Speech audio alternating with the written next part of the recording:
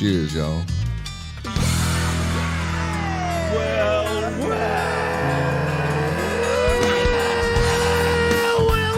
Oh, now it's a party. Welcome, ladies and gentlemen, to this fine radio program, podcast and video extravaganza known internationally as the world-famous Smokin' and Toastin'. Welcome to show number 260. That is actually, so after doing the math, I figured out that's actually slightly over halfway to 300. Well, there you go. I'm pretty happy about it. We are so thrilled to have you guys here for this show. No Label is back, or at least they will be. Tom Paynter is on his way into the studio. Whenever you're dealing with Houston traffic, you always have a variable. Oh yeah, and it's just one of those things. I always tell people when I'm supposed to show up somewhere, I will be there. Traffic permitting. Yes, exactly. That's a good way to put it. So anyway, Tom is on his way in, and I don't know what it is he's bringing because we had Tom on recently. Just recently, yeah. So. But we told him, hey, when you got something new, let us know. And Tom reached out and said, I got something new, but I do not know what it is, so it'll be a surprise to all of us. I love that. Look forward to that. Welcome to the program. We are all about craft beer, fine spirits, and hand-rolled cigars. Those Our are all show good things. is brought to you by MyCigarShirts.com. Also all good things. Oh, yeah. Great T-shirts and sweatshirts and other accessories for lovers of the leaf and those who love them. And you'll find them on the web at MyCigarShirts.com because... Cigars. Yes, absolutely. Well, I want to say thanks to our guest from last week, who also had his own battle with Houston traffic, Joe Breda from Old Humble Distilling, and he brought along their brand new small batch rye, which was, I thought, fantastic. excellent. Yes. Yeah, I was kind of blown away by it actually. Yes, quite good. Particularly at the retail price that they're going to have it set at, which was was it under $30? $35. It was around $35, yeah. I guess. Yeah, wow, fantastic and wondrous. Ian has brought the whiskey in for this week. Ian, tell us what you got. I want to tell you guys, if you guys didn't go to the Houston Whiskey Social, or now it's just the Whiskey Social, Yes. You really missed out, because when you get a VIP ticket for the Whiskey Social, you get a little slip of paper, and as you leave, You walk away with something, don't you? you walk away with a bottle. So I brought an example of that. This is one of the bottles that they gave away. That is beautiful. Now, I was not... End of the day, this is the Teeling. I mean, so the tickets, like, I had some friends that balked a little bit at the price. They were $140 for VIP. Yeah, but I just walked away with the Teeling whiskey small batch rum cask finish, which I can't wait to try. Evening. Yeah. So I mean, that plus the what you got value. to enjoy the whole time you were there. So Yeah. it basically, I'm not sure what this bottle goes for. I'll look it up in a little bit, but in general, the bottles that they give away will cut your ticket price in half. Right. If you just considered you were buying a bottle of whiskey. Exactly. So that makes VIP a better deal than the regular tickets. if you think Yeah, about it, pretty much. Yeah. So I apparently my tickets were pressed because I was not handed a bottle of whiskey on my way out. Well, I brought this as an example of what they give away. I want everybody to know for next year. That's a good looking This case of is the kind of thing. Yeah. Yeah, that's fantastic. I haven't tried it yet. I did not do the safety precautions like you do. Well, I figured I could do this live, and with an element of danger. Like we might cut my finger a little bit on the foil here, or spill a drop of whiskey by accident because I haven't really cleared the neck, so to speak. Yes. But the element of danger, I think, makes it a little more fun. Well, and it might make the show, pick up more listeners and viewers as well. That's because, right. Because after all, danger. They open danger. a bottle of whiskey. You won't believe what happened next. You could write headlines for BuzzFeed. That's right. So welcome, as I said, show number 260. We'll be tasting that, and we'll be tasting, I think, something from No Label Brewing Company. I really hope he's brought a lot of beer because I'm thirsty. I am too. So I didn't even think about a show beer. Do we have any left in the fridge? There's one left, and I didn't drink it because I saved it for you, my friend. I'm stuck here on a mic. I can't even go get it. That's right. We don't even have the guest in the middle yet that I could converse with while you're gone. Now, so this week with Tom Paynter bringing the beers and with Ian bringing the whiskey, I thought, I don't even have to bring my little rolling bag full of things. You have no accountability left. Yeah, it was great. I just walked in, and then as I'm walking down the hall toward the studio, I realized my mistake. Dun, dun, dun. It also means that I didn't bring any cups for us to taste with. Oh. So I see you have a mix and match selection of cups. I had to go into our stash of cups here at the studio. Are those the ones with the little middle? Yes. So we'll be drinking out of one of three, because I don't think we've got enough of any of them to do the whole thing. One of three extremely janky cups. Let me see that. There's these. These are so which stupid. I think were... These are made for like an Irish car bomb or something. An Irish car bomb or one of those shots where you have the outside and then some shot in the middle. You have like a beer in the outside and a shot in the middle or something, and I don't know. So these are awkward, but we have those, and then I have just some red Solo cups left over from your unfortunately unsuccessful attempt to try to get Solo to sponsor the show. You were pitching them hard, and they just wouldn't do it. They just didn't. And then last but certainly not least, I have these that I think I ordered online at one point, only to have them arrive and go, you can't drink a beer out of that. So this is more like that's one of those. That's one of those. Have you ever seen the I should have bought it in person Amazon purchases? Yes, that's totally one of them. Totally one of them. They should put like a penny down next to it so you can see. You know what I think those really are for is for like putting your medicine in if you're taking medicine in the morning and then you swallow it. You know, kind of like they give you at the hospital. You know, if you're recuperating from something. We use those for the whiskey. That'll be fine for the whiskey. That'll work for the whiskey. Fair okay. enough. All right. So I'll just pass all of these janky cups over to you, and you can be the decider of what, when, and where we break. I'll decide who gets cups. what cup. Yeah, that's right. It'll be a lot of fun. So. A lot of stuff to talk about on the show today. New cigars to watch for. We have there's some very, very, very bad news about the supply chain issues that you've been hearing so much about in the United States right now. After COVID and now they're saying COVID's going to flare back up again, which is certainly disappointing if that's true. But after the rather intense first and second wave of COVID, there was a problem having, I think, really what it amounts to primarily is enough truck drivers functioning on the road to deliver things on the usual schedule. So they're saying it will impact Christmas this year and all of these kind of things, all of which I was like, well, that's unfortunate, but we'll deal with it. And then it got personal. Oh, no. So I'll share what and why. And dun, dun, dun. I will just tell you that the people that listen to this show will not be pleased with the latest supply chain issue. So I'll let you know about it. Better to hear it from a friend than to hear it from, Katie Couric or somebody. So we have a list we'll be hoping to get to for the best U.S. cities for craft beer. And you can kind of do the math in your head as to what that probably is. But it's from Forbes, I think. So they always skip over Houston. I know. And I think that no one comes to Houston for craft beer. They just don't get it.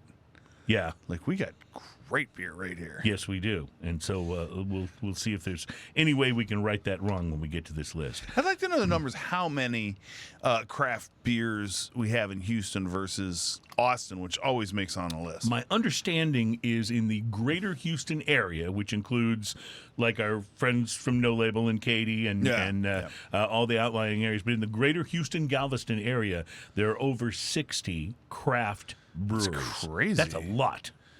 And think about that. We've only scratched the surface of inviting them onto the show. Right. We got to get busy. So anyway, we're looking forward to that list. Did we talk about this last week? There's a new ZZ Top-inspired whiskey. No. Okay, so I'm gonna share that with you as well. And then, as if all of that were not enough, we have another drinking news segment for you today. Our drinking news teaser headline is... That was one hell of an egg roll. I should have just said, order two, you get egg roll. That should have been the teaser headline because that's that. All right, let's try it again. That became our teaser headline is order two, you get egg roll. I don't know if that worked better or not, but it was fun to try. Okay. And no, I wasn't attempting an Asian accent there. So before you start bombing me on the comments, that was not my intention. So, all right. So we have a lot to get to, a lot to talk about, and some beers to drink. Hopefully multiple plural or what? There's singular, plural, and then what's lots? Lots. Lots o' beers. Lots of beers. What would that be? I don't know. A gaggle of beers? A gaggle, A plethora? a plethora. Plethora? A veritable plethora of beers. That's what we'll be hoping for. There we go. Watch, Tom will arrive with one new thing, and we'll be like, because if he doesn't show up, we're going to be talking we're a lot drinking about Teeling whiskey. Teeling whiskey. That's right. The end of this show is going to be exciting. No, he'll be here, I promise. I know, I'm just teasing. We have had a crazy week as we begin careening towards the holidays. There will be no show next week because it's Thanksgiving. And we'll be, spending time with our families. Yes. But then we will be back, and we've got a pretty interesting lineup coming in December. Adam Harris with Beam Suntory will be joining us on the 2nd. Mm-hmm. I will be gone on the 9th. You're going to be hosting the show. Are you? I will be hosting the show. That will be to be assigned. To be assigned. My co-host will be to be assigned. All right. And then, of course, there's Christmas week. But on Christmas week, what we're working on is it'll be on Christmas Eve. We're working on doing a pipe show, which is perfect because, doesn't Santa smoke a pipe? Santa always has a pipe. Well, until it was not PC to have a pipe. Oh, yeah. Santa always had a pipe. Well, I think Santa's one of those guys who could just give the finger to PC. I don't think he has to care too much about that. It's like, for God's sake, I'm bringing toys to all the kids in the world. Right. You can let me have a damn pipe. I'm gonna leave out a pipe and a little tobacco and a glass of whiskey For Santa. Yeah, screw the cookie. That is I'll totally eat the the cookie way to myself, go. but I'm leaving him whiskey. He's got cookies in plenty of homes around the world. The whiskey and the he pipe. doesn't even have to leave me anything. You know what? Here you go, buddy. Yeah, that's right, because that's the way it is, right? The whiskey and the pipe will be just absolutely perfect. So I didn't smoke a pipe this week, but I did have a cigar that I'm excited to tell you about. But let's go with you first, as we like to do. Ian, did you smoke anything interesting this week? I did. I woke up this morning. Oh, I need hold on. I woke up this morning. Got yourself a gun? And I made myself some breakfast. Oh, okay. And then I went out to my patio. And I had a cigar. Uh-huh. Okay, no, we'll stop. I approve of your lifestyle, just so you know. Just so you know. Yeah, this is not a works for bad me. morning. So I was poking around on my humidor, and I forgot I bought a couple weeks back. I bought this may surprise you. I bought an Oscar Valdez cigar. Oh yeah, shock. That's almost as surprising as me having an AJ Fernandez. Oscar Valdez is just he's become one of those things in my cigar purchasing where I just can't pass up an Oscar Valdez cigar. Well, they're so good. Every one of them, I like them. Consistency like is a them big so much. deal with Oscar Valdez. And he put out a couple years back. He put out that Superfly, which had a very 70s love theme, that and of course, cigar. the Superfly, and there's the It's movie the and dark all that. Maduro, and it's just tasty. And it's delicious. Yes, it's a fantastic cigar at a good price, and definitely worth it. Well, just recently he put out the McFly. Oh, So this is the one that is the Oscar Valdez McFly. It's a Toro 6x52 with a Mexican San Andreas wrapper. The binders Honduran, and the filler is Honduran, Nicaraguan, and Dominican. That's an interesting mix of stuff, isn't it? yes, it is. And this is a cigar coming out of Honduras. So this has a very Back to the Future theme label on Yes, it. And, yes, and that the would label make covers sense. most of the cigar. I didn't realize it was two labels that kind of nest into each other. So when Yeah. I peeled off the big label, there was a smaller label left on it that said McFly in kind of shiny letters, but it has those. I think the Superfly's like that too, isn't it? Isn't there a secondary label? No, when you no, peel the one? Superfly is just one just one, simple okay. label, but All it's right. awesome looking label. Yeah, it's beautiful. Anyway, so the once I pulled off the large wrapper, I was looking at the appearance is light brown. It's a light brown overall, reasonably smooth, kind of a leathery looking thing. It's not particularly oily or anything. It's not a lot. When you look at the cigar itself, there's not a lot going on that makes you go, that's amazing. It has a very firm feel overall. It does have a shaggy foot on it, which is kind of cool. Right, a lot of Oscar stuff does. I like the shaggy foot actually. You know? Yeah, it's kind of cool. Easy to light. Right, and some of the I'm blanking. The Christophs have that too. Right, right, absolutely. The pre-light sniff on it's classic tobacco, a little chocolate, little nuttiness, and mosquito spray. But I think that was on my hand, so That was a little bit of a joke. I got it. Sorry, I just got a text from Tom. He says he's walking in, so he'll be here momentarily. No, I did have to put on some mosquito spray because it's been a little mosquito-y out there. Yeah. And the pre-light draw on this, I used a punch on this. It had a light draw, sweet coffee and earth, chocolate, licorice, just some great little flavors in there that I detected off of it. The initial light on this, tangy and spicy peppers, a little sweet nuttiness, sweet. Let me just pause for a moment, ladies and gentlemen. Tom Paynter from No Label. Man, what's going on? Here, boys. How are you? I'm thirsty. We've been He's talking not about late. He's the guy that brought beer. Well, and that's exactly right. And see, I was always that way. Back in my days in the radio world, if I was late for a meeting, I always brought donuts. But this is so much better. Yes. So much better. So Tom, welcome. Ian's telling us about his cigar. Go ahead. All right, the initial light on this tangy, spicy pepper, sweet nuttiness, sweet and chicory coffee kind of flavors going on. The retrohale off the initial light is woody with sweet spices. The first third of this, nutty and coffee and chocolate with a spicy background. Tangy chicory coffee spices, great backbone for the sweet nuttiness and chocolate flavors. Hints of leather and dry fruit playing around with the wood and leather going on. I think I said leather in there twice. I think you did, but apparently there was a distinct leather profile. It's kind of a tangy leather thing going on in there. Retrohale's woody and sweet with a touch of spice. Solid ash, good burn on it. It wasn't a laser straight burn. It actually kind of varied and kind of did its own thing, but it never got out of hand at all. A lot of that, though, the San Andreas wrappers can be a little tricky like that. It can be just not that the cigar isn't rolled properly, but that the leaf itself, the wrapper leaf itself, has some contours and stuff to it that cause it to burn a little bit unevenly. It shouldn't be bad. It shouldn't get a runner, but no, I didn't have any runners, any problems with that. The second third of this, coffee ramps up a little bit. Wood flavors move forward. Dried fruit notes lurk throughout. I like using the term lurk because that sounds awesome. Yeah, I do like that. Nuttiness and spices are just present enough to keep it interesting. The retrohale is sweet wood with a touch of white pepper, solid ash, good burn. I'd like to stop here and say, if you're into a mild to medium cigar and you want to step up in complexity and go, this has a little bit of that, a little bit of a peppery spice to it. But if you're okay with that, man, I highly recommend stepping into this cigar and just getting this incredibly complex flavor going on. That's awesome. The last third of this, hints of chocolate and mint swirled around. A little bit of mint flavor kind of came in there. Swirled around with the chicory spice coffee. Tangy leather and wood are the dominant flavors, backed by a kiss of white pepper. Subtle sweetness going on throughout. This cigar evokes a complex yet playful vibe. The retrohale is sweet coffee and wood, backed by white pepper. Solid ash, good burn. Nice. This is an $11 cigar. It's not a small cigar. It's a...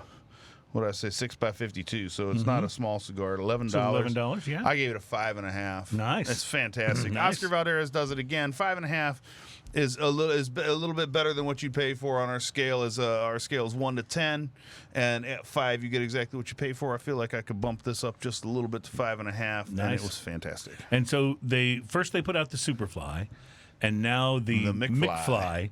We can only hope the next one will be the McLovin. Oh, I was going for The Fly. The Fly. Well, that would work too. Although that's a kind of a weird movie reference, Jeff Goldblum and all everybody, everybody immediately has that mental image in their mind, unless you've never seen The Fly. The Fly.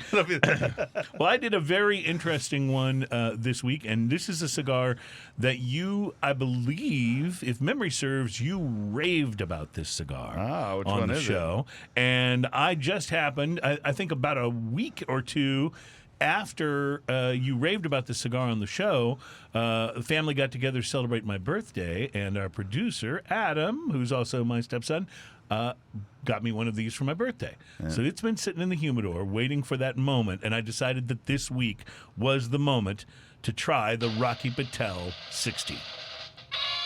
I did try that. Do you remember what recently. you gave that cigar? Let me see. I don't know. Did I? Hold on. Well, while he's looking that up, and we'll let you know and see how our scores match up here. But the 60 is a special and rare one from Rocky that was blended to celebrate his 60th birthday this year. In fact, if you go to the Rocky Patel website, they don't just have a page telling you about it. They've got a personalized video from Rocky who sits and smokes. I bought a 60, and I talked to you about it, but I have not actually done a review on it because the same day I bought that 60, I bought the Disciple, and I did the review on the Disciple. That's what it was. Yeah, because those two cigars came out at the same time. Yeah. And the Disciple triple was the less expensive, and the 60 was the extremely rare. Did not last in my blend. humidor. Yeah, the 60 didn't? No, it did not last in my humidor. It's gone.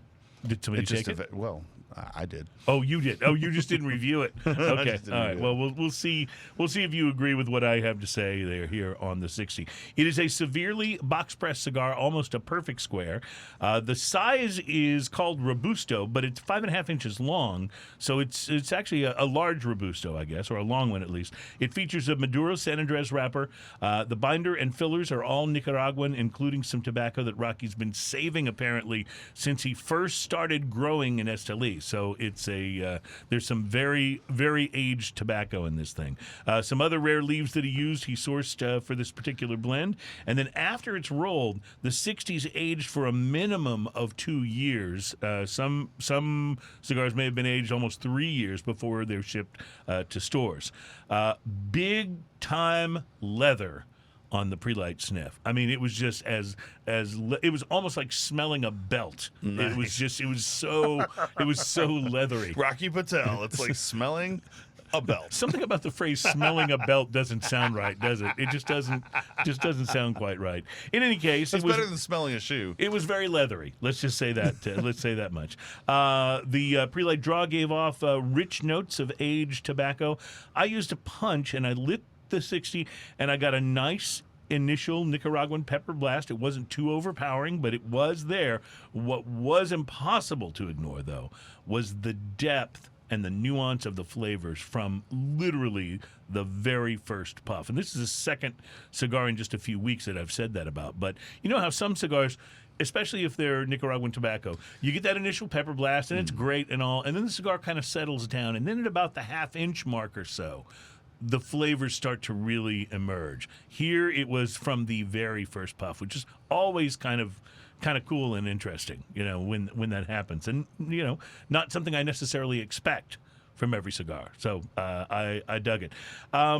It was just an initial sort of, I don't want to say blast, it was more like this initial combination of flavors that was very compelling. White pepper, cedar, nuts, and a creaminess that kind of pulled it all together and left a very pleasant tang on the tongue in the first third. I cannot overstate how luxurious it felt to smoke this cigar. Rocky Patel is a badass, right? Yeah, absolutely, and I like all of his cigars. Although he gets a little flack from some people who aren't big Rocky fans, but this one felt like okay, I'm sitting in a very expensive cigar bar in Manhattan, and I'm smoking the most expensive cigar they had in the humidor. It was that kind of a feeling, nice. Right? The flavors were incredibly rich and nuanced, smoked, like I say, like an expensive cigar from the very beginning. The creaminess continued in the second third, along with some citrus notes and a continuation of the zesty pepper.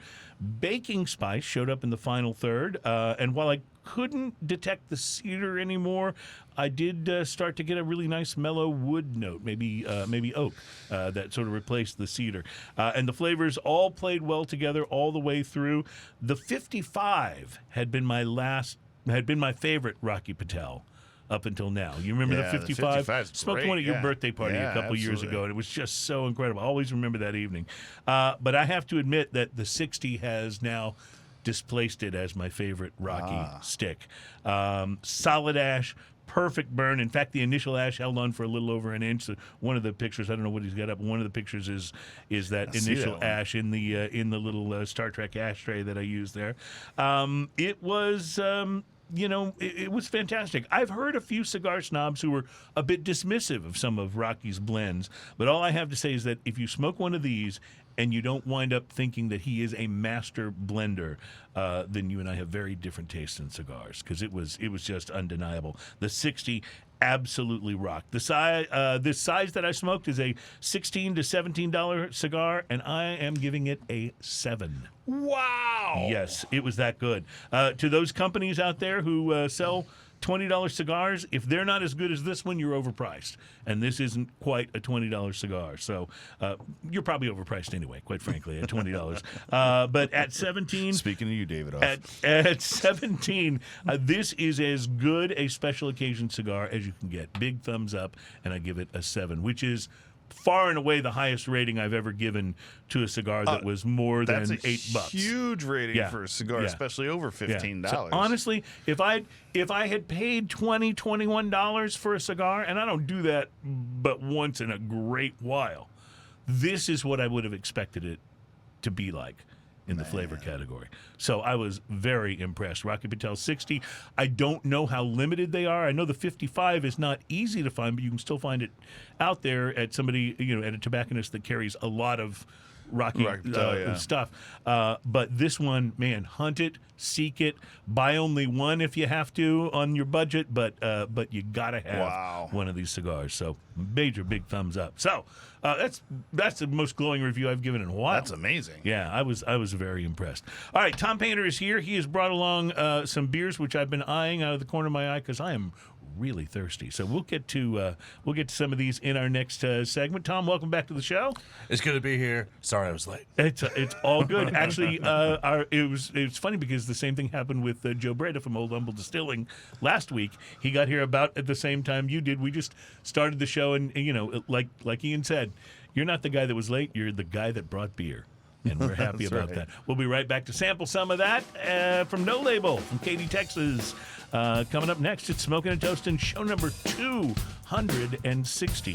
And we'll be right just back. Just past halfway to 300.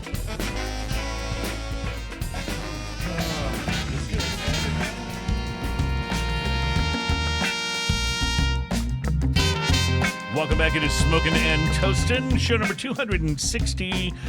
No Label is back. Tom Paynter is back, and we are glad to have you guys back with us as we are. How did you say it, Ian? Just a little more than halfway to 300. Just past halfway to 300. All right, so in the comment capers down here, Bruce Stark says Wiki Bryan will never believe a 7 for a $16 cigar. Yeah, I'm telling you. At first, I was just going to do a 6, and then I thought, no, it's better than that. I may just have to buy Brian one. Yeah, maybe we'll see if he agrees. and make him watch the show and do a review on the comments. I would just say this too. Sometimes it's just the moment. Has this ever happened to you? Like sometimes you will just have the moment where you needs a little bit of background music. Go ahead. Sometimes. So sometimes it's just the moment. You're in a chair, a comfortable one. A very light breeze is blowing, cooling the air. You've lit the perfect cigar for the perfect time. Tonight, let it be Lowenbrow. Oh, that last line didn't work. It's just something I heard. You ruined it, man. It was perfect for a minute there. Do you remember those commercials back in the day when I was a kid? There was tonight. They're like sitting out on a porch with the wilderness in the backyard. Yeah. Have you ever had a Lowenbrow? I've never tasted it. Yeah, they're not. They're passably drinkable. Okay. It's just maybe a step up from Beck's. Oh, wow. That's not much of a step. Wow. You've not set the bar real high there, my friend. Tonight, have you had Lowenbrow?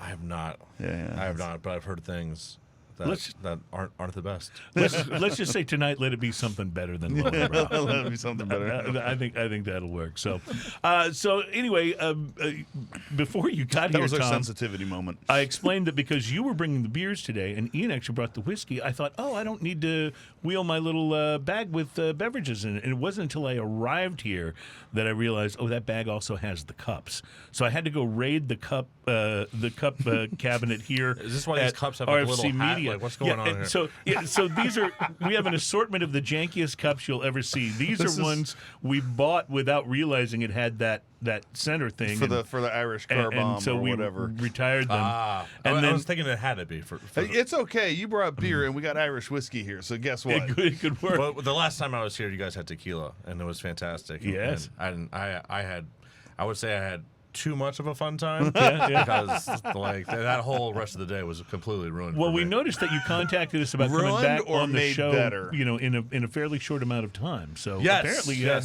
at least a somewhat of a good time. Yes, I had too much of a good time. I was thinking how many beer varieties should I bring? And I was and I was thinking I'll just bring 6 or whatever. It's like no, keep it with 3. Because last time it was Yeah, it was a doozy. Here, if anytime you ask yourself how many beer varieties should you bring, the answer is yes. Yes, That's right. Well, in addition to these janky Irish car bomb cups, we also have some red Solo cups left over from Ian's campaign to try to get Solo on as a sponsor from the show, which didn't work. You went like almost better part of a year and drank out of a red Solo cup every time. Yeah, it was like 6 or 7 months or something like that. And it was just red Solo cup week after week, trying to petition them to come on board as a sponsor. They never responded. And we also have these cups, which look a lot like when you go to a buddy's house and you have your contacts in and you forget your contact that's case. Exactly what that's right. Yeah. This is an odd assortment of cups. It really is. So it's, this is one of those shows that's just coming together on the fly, and sometimes on the McFly. Sometimes that's the best. So you guys at No Label have been busy since you were here just a month or so ago, right? What was it? Only a month? No, it was a few months. It was a couple months. Several months. It was a few months. But this may surprise you, but some of these episodes tend to blur together. It does not surprise me at all. The best episodes blur the most. Actually, right. Is what it usually is like. So no, but it wasn't. It wasn't super long ago that we had you on, and apparently you guys have been quite busy since then, right? We've been quite busy. We've won. Because you won some awards. We won some awards. That's awesome. Love that. We won 2 craft beer marketing awards, and then our El Carlito, which we had here last time. Which I remember that. Which is in the tank now, about to come out again for our anniversary, which is the Saturday after Thanksgiving. It won a U.S. Open for German wheat bronze. It is like officially one of the best German wheat beers in the world. That is so cool. Awesome. Which is wild. We're just walking around the brewery. It's like, so this beer is one of the best beers in the world? And it's like, we beat the Germans? Again. What? One of the best beers in the world. But, yeah, it's been a while. Let's try it with the music. On a quest to brew the best beer in the world. And beat those stinking Germans. It's good to have goals. I don't want to put the Germans down too much, though. I do enjoy a lot of their beer.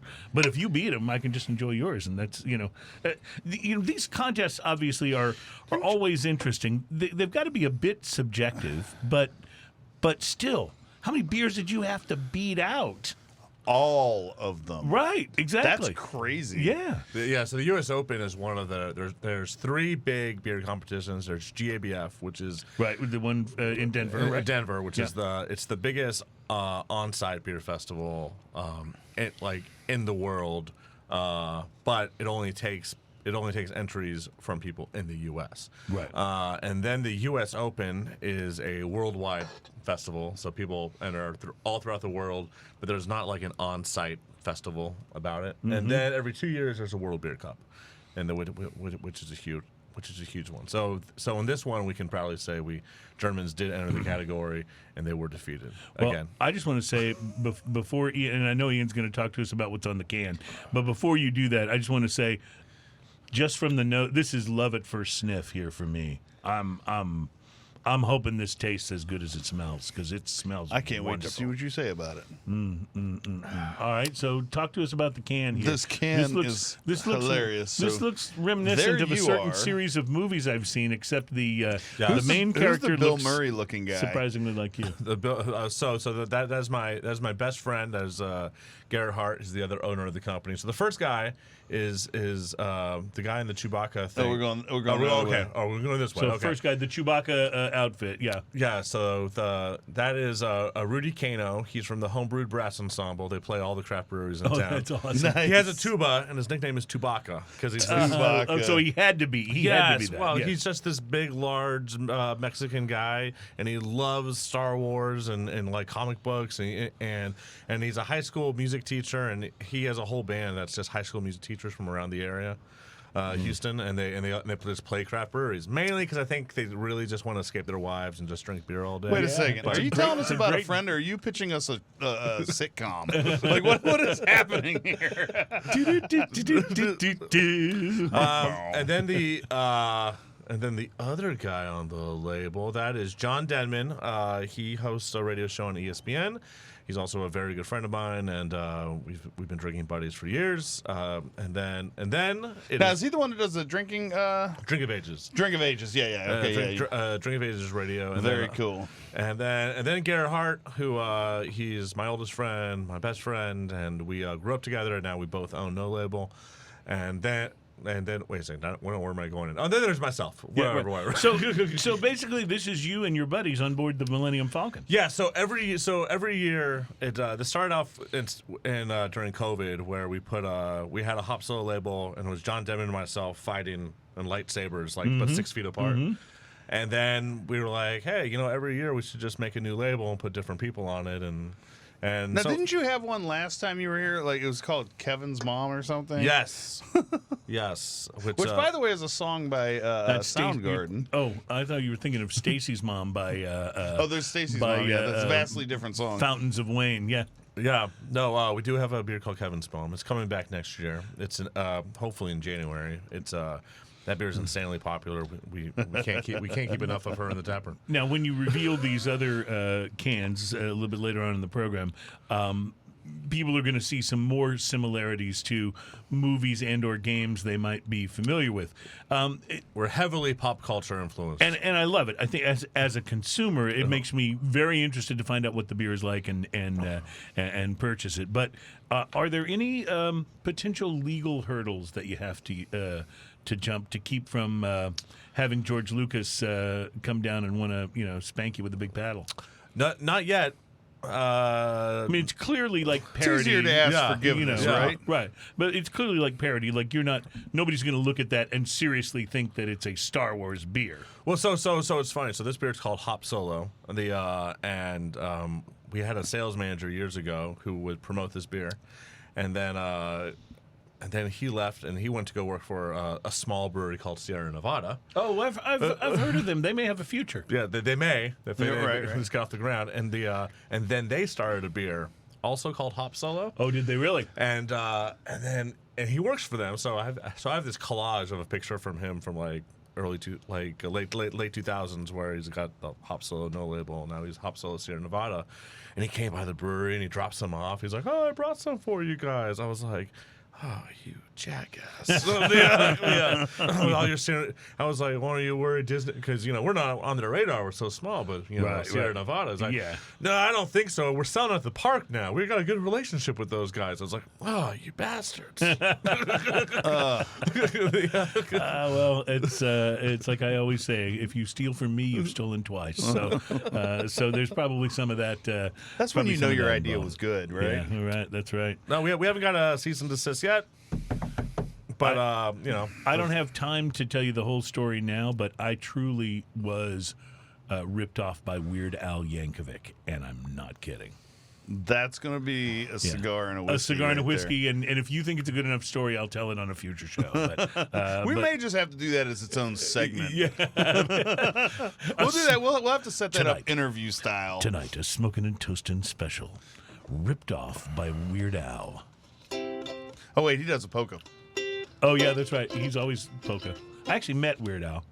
He's an interesting guy. Polka music. It's very weird. He's an interesting guy. I met him at the MTV Video Music Awards one year, back in the 90s. He was wearing a tuxedo with a paisley T-shirt on underneath, and he had, of course, the long Weird Al kinky hair and the whole bit. He looked. I was hoping you were going to say with a fish tie, because that would be fish tie. Perfect. You know what I mean? I used to actually have a fish tie. I never actually wore it, but I had it in case I ever needed it. He created the piano tie. I have not mentioned this, but this beer is just absolutely outstandingly Are you enjoying it? Good. It is malty, and so I'm guessing you're liking this too. This is nice. There's a little bitter in there that this is probably not my first choice, but I do like it. Yeah, I'm digging it. It's super malty up front, little hop on the tongue in the middle of the palate. There's something in the sweetness in the middle that I really enjoy, though. Yeah. Like, there's something in there that, it almost has that like an Oktoberfest vibe to it a little bit. Well, those would be those El Dorado hops. But yeah, I think it's definitely what I would consider your traditional craft beer. Some of mine is stuck in this little middle part of the cup, and I have to just upend it all the way. You have get to, it out. and you're afraid you're just going to hit your nose, right? I mean, the cups work. I think it's outstanding. Is this a seasonal? Because you came out with a hop solo before, right? Yes. So every year we release hop solo twice, twice in a year, and then it's always with a different hop. Okay. So it's basically like a single That's why hop it's hop series. solo. Yeah. It's a single hop series, basically. Yeah, that you've and we try cleverly to named hop like solo. like we try to get we try to do at least one batch as a fresh hop where it's coming right off the vine, coming right to us, and we just put it right in. So the base is always the same, but the hop is always different. Okay, gotcha, great. okay. So if I'm tasting this one and then I taste your next one, the only thing that's changed Is the hop. Very interesting. So tell me about when you use a fresh hop, like you said, it's kind of right off the vine. Yeah. What is the expectation that is there a certain thing you expecting that to do because it's so fresh? Is there a difference between that and say that hop after it's been stored and rested for a while? The potency of the hop is the freshest. It's of the stronger fresh. if it's fresh. Yeah. It'll it's gonna attack your palate in a much more More of aggressive kind of a way. You'll know what you're tasting. Yeah. Okay. Gotcha. And is this one? This one's not a. This one's not a fresh Yeah. hop, and Yeah. then our head brewer. We were trying to get him in, but the supply chain shortage is like. I mean, it's just like That's it's frustrating. like We're across gonna- the- Super frustrating. We're going to talk about so that too. it's So- across the board, but the our head brewer is really upset. He's like, "Oh, we're not have to make this beer the normal way." It's like, "Well, it'll still be fine. People will still." He's like, but I was nice really- work because my cup ran empty, both the outer cup and the. I have to mention, I small said, cup. this is not something I generally reach for, but I did finish mine pretty You quickly, certainly so did. Ahead I of might me. have to drink those words. Yeah. That would be okay. It wouldn't be the first time. It would not be the first time. You will drink those words, sir. Well, I absolutely dig it, and Smoking and Toasting will once again be directly influencing sales because I'm going to pick some up on the way home. Is it out? It is out. It is. Yeah, it is out on stores. You can go find it. All right, so I will find it and I will get it on the way home. All right, we got to take a break. We are going to taste a little bit more beer when we come back. He's brought 3 different varieties for us, and we have some Teeling whiskey, which Ian is going to brave the removal of the wrapper and the clearing of the neck live on the show. So there's some danger involved, and we're looking forward to that.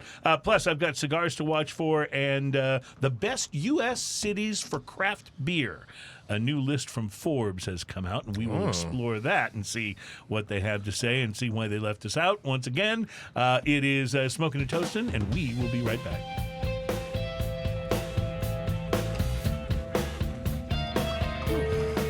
That's good stuff.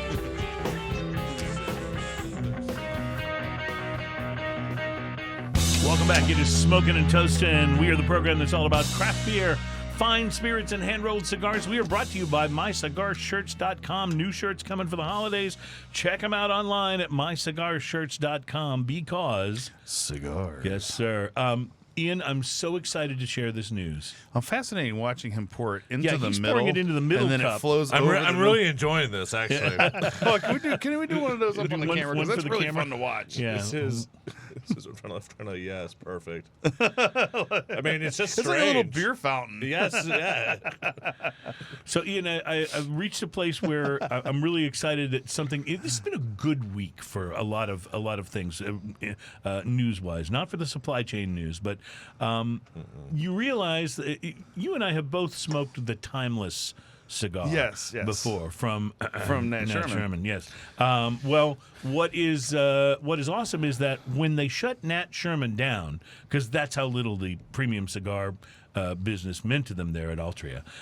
When they shut Nat Sherman down, some guys bought the Timeless brand and went about trying to recreate the Timeless cigars, which actually, I will admit, were quite good. I just stopped buying them because if those guys had such a dim view of the of cigar smokers, then I'm talking about the Nat Sherman people, the Altria people.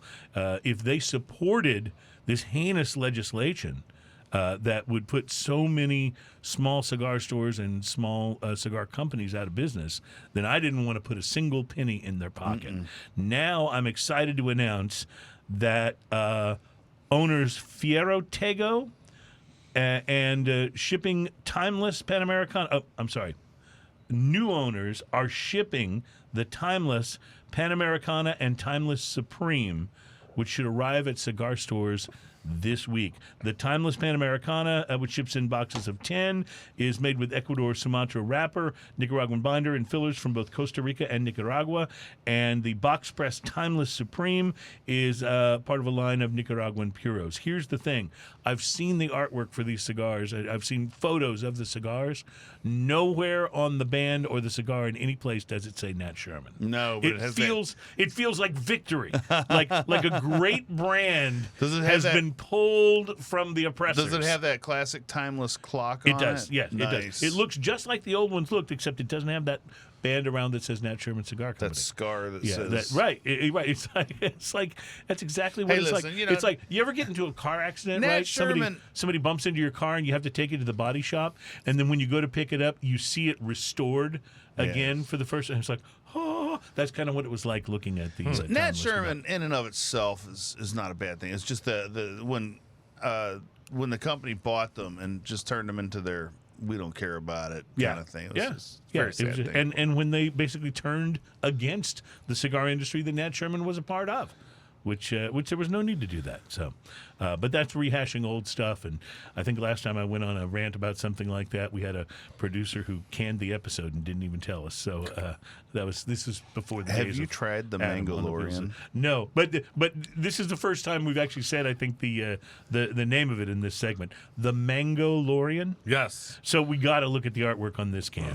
So the Mangalorean, I want to see what you say about it. Woo! I love it on the nose. It's the artwork on this.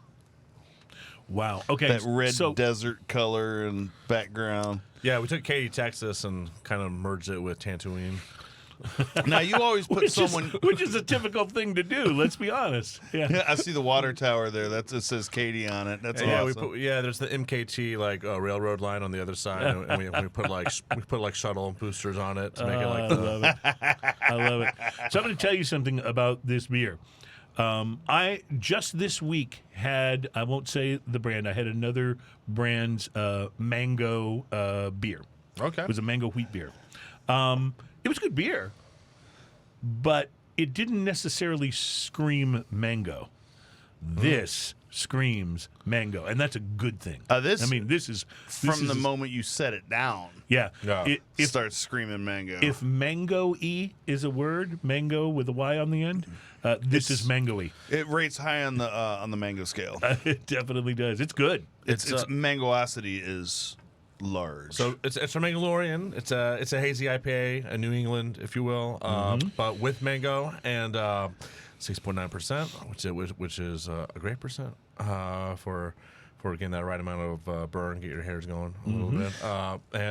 But yeah, the artwork is fantastic. It's by a guy named Anthony Guritti, who works for Beer Chronicle Houston, and he does a lot of labels for Ingenious and Spindle Tap, and all of which have really good labels, good artwork. Yeah, he's one of the artists we use. The Hop Solo was by an artist named Shannon Parker. We enable different artists. Well, I was going to say I like that. That's awesome. Your beers all have this sort of interesting theme of pop culture to them, but they. I love that you're giving different artists a chance to participate, and each one has kind of a different style. You usually put people on the labels, so I'd like to know who these. That is represent. That is a Mangalorean because its head is a mango, we had to create. What do we call him? We were trying to it wasn't Yoda. It's a Yoda-like character, but instead of just being green, he's very hoppy. Yes. Baby hophead. I don't know. That doesn't seem quite right, but it's great artwork. It's a great can, and it's a great beer. This is wonderful. Now I'm going to have to go back and taste the Hop Solo Pale Ale again to see which of these I like better, because I have a tendency to like the one I'm drinking. This is fantastic. Yeah, you're a fan of this. I'm much a fan of this. So, Ian, this is real hoppy, though. Like you and I are, and oddly kind enough, of on the different bitter sides on the of tail the end of this to me, is almost identical to the bitter on the tail end of the IPA, but I like the way this treats better. Listen, the Mandalorian's a perfect breakfast beer. It's just it's got that juice to it. Like it's got that mango note. Like, would you like some orange juice, dear? Oh no, I'm fine. I'm taking when care of it. when you say is breakfast beer, I like that you use that term, because the truth is you cannot drink all day if you don't start early. That's right. And breakfast is the most important meal of the day. We've been hearing that since we were kids. it's like, I've been drinking all day. No, you haven't, Bob. You didn't start till noon. That's right. Thank you. Loser. Thank you. Is it what was it? Alan Jackson and Jimmy Buffett. It's 5 o'clock somewhere, right? That was the big country hit, right? Well, no, this is really spectacular. I can't. How much? What's the ABV on this? 6.9. Okay, so it's Yeah. inching You won't up see there. it coming. Inching up there. I love it. We were This in is a Austin sleeper. at the Texas Craft Brewers Festival about a few weeks back, and then we blew through like 2 kegs of this, and like it was just kind of like, it's like, guys, we have other beers, Mandalorian. It's not only that. It's fun to say Mandalorian. That's right. That had to be at least a part of it. People wanted to announce that was their beer that they were choosing. Well, beers sell for people have different reasons for coming and trying liquid. Like some of it's like, yes, it's delicious. Some of it's like, that name is awesome, or I just need to have that artwork in my house. I just love it. Or they're so like enchanted by the phrase dilly dilly. That could be a reason people buy beer. Right, let's at least admit You that laugh. there's a major beer company that spent millions of dollars I based was on at that the premise. Renaissance Festival, and they Yeah. have dilly dilly signs where they sell that beer. Yeah. Like, Here's what I didn't do, and this is a That's short segment, such a so sad, weird I thing. probably shouldn't get started on it. But here's what. Apart from the fact that the commercials completely insulted craft beer fans. And so set that aside for a minute, because that would be reason enough to give Dilly Dilly the finger, right? But apart from that, we're supposed to be interested in the brand that this stupid king is so enamored of, right? Because he's the one that's saying, "Oh, it's Bud Light and it's blah blah blah, and it's the best and it's the greatest, and put the guys that don't want it in the dungeon and all that kind of stuff." But the guy in the commercials is the stupidest guy ever. Like, he makes. I'm sorry. I shouldn't. You should have just stopped me. See, you could have stopped me, and instead you gave me a soundtrack, and I kept going. So it's like God forbid you have choice, right? Like, right. It's like all these it's for the many. It's like literally a show like Right. this wouldn't exist in that world, because it would be like, well, you have your one cigar, you have your one whiskey, your one beer. What do you don't need anything else. And it'd be a very boring. It'd be a very, one of us. it'd be a very boring smoking and toasting show. I can tell you that. It'd be a boring world to live in. Look, it's not like just- we haven't done this show where we've talked about the same thing from week to week, but that would take it to another level. Ian, did you smoke anything interesting this week? Yeah, I did. No. The same cigar I smoked for the last 34 shows. And there's nothing quite like it. It's Yeah. wonderful. That's wonderful. I only drink one beer, guys. It's not good, but at least I know what I'm getting. All right, let's take a break. We'll be back. We have Hold on. Who was it that was calling it? Called it mullet juice. Sorry. mullet juice. I like it. That works. The macro beer is now called mullet juice. That's a That great works. name for a beer. All right.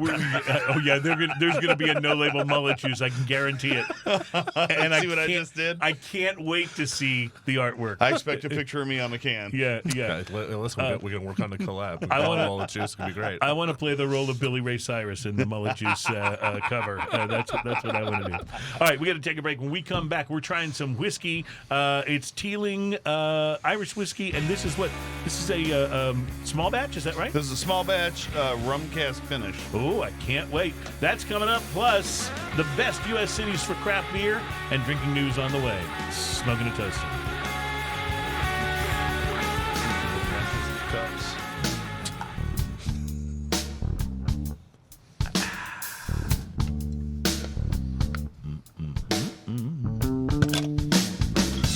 That was an interesting sound effect.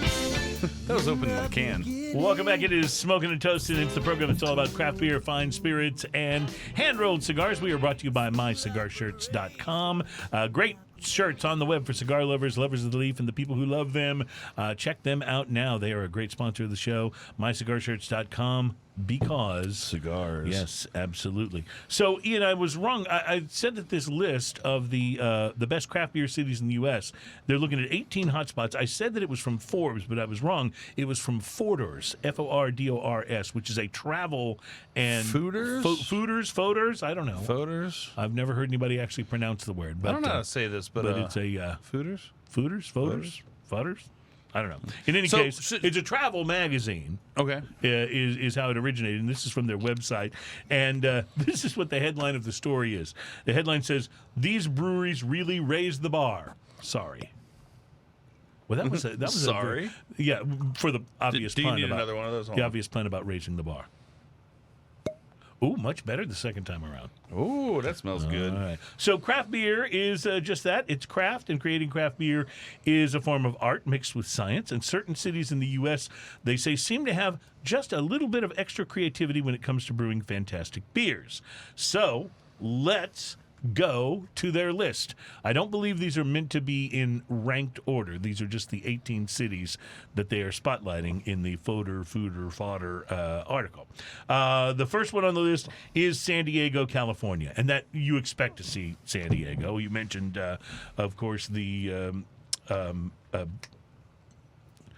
now, why am I thinking Sierra Nevada is San Diego? It's not, is it? No. It's further north. But our head brewer, Ryan Traylor, we call him Cali Boy. He is from San Diego. He's worked for many breweries over there. So, okay, good.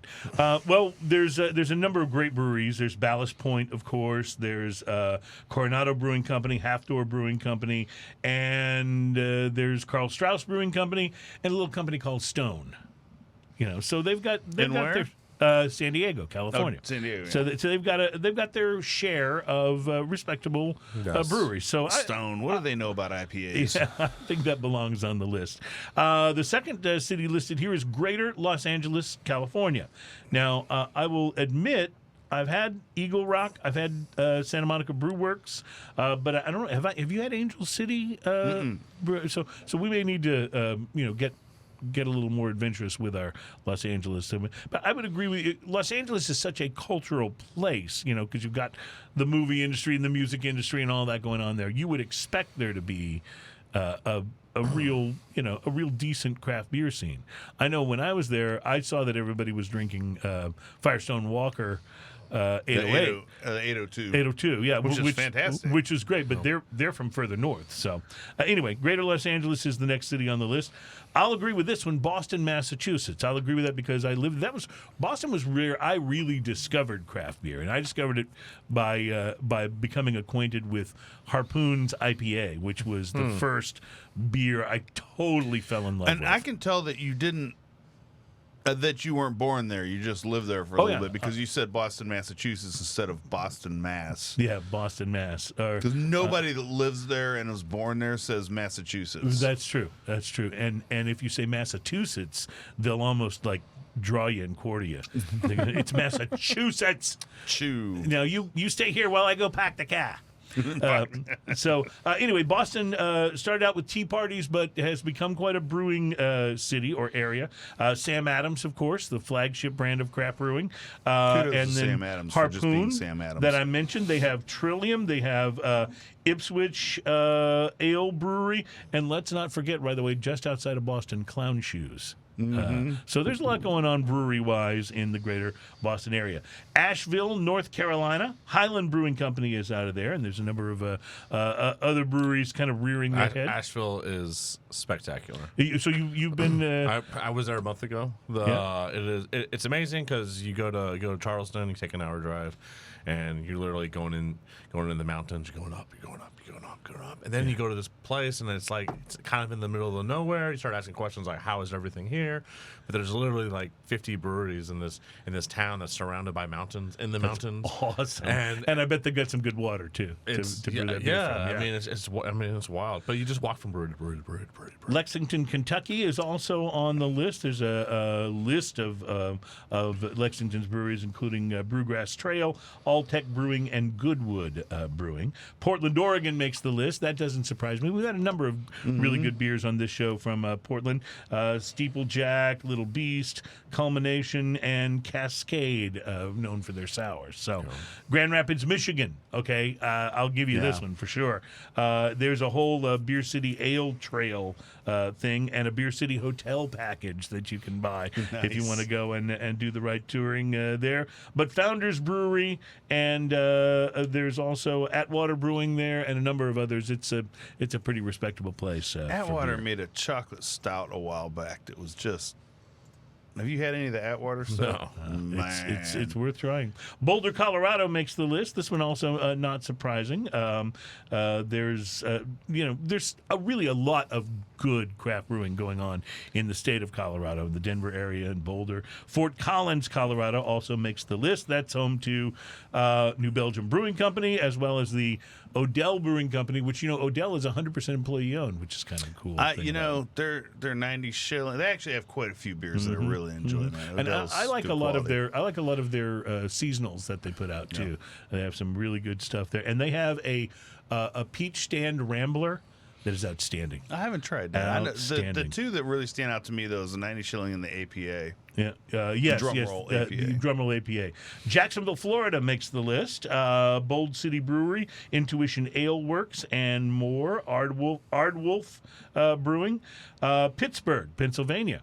I guess if you got to live in Pittsburgh, it's at least a sort of a consolation prize to have. No, I'm kidding. Pittsburgh's actually a pretty cool city. I spent a week there one day. No, they have.